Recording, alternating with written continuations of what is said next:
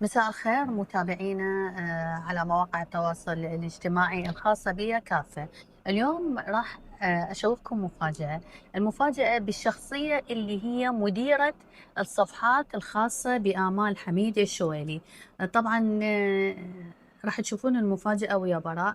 براء من ذوي الاحتياجات الخاصة، براء كفيفة لكن ما شاء الله عليها، عندها القدرة اللي موجودة عند براء أني ما عندي، يمكن ما متوفرة بأي شخص ثاني.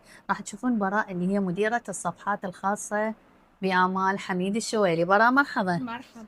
هلا براء. بيك.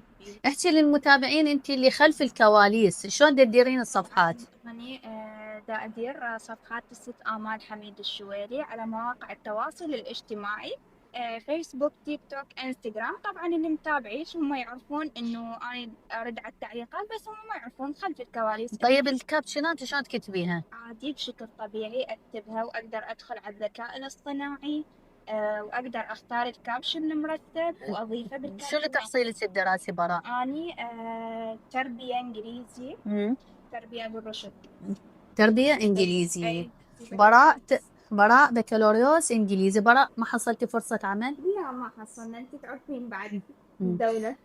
هاي رسالة للحكومة. اليوم نقول لهم إنه ذوي الاحتياجات كليتهم مبدعين ويقدرون يعملون حتى بمؤسسة الدولة.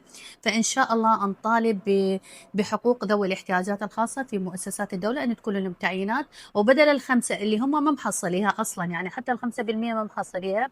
إن شاء الله نعمل على أن تكون النسبة أعلى، لأنه هم مبدعين أكثر من عندنا. براء نتمنى لك التوفيق. تسلم، وأنا أيضا أتمنى لكم التوفيق يا رب. شكرا إنس.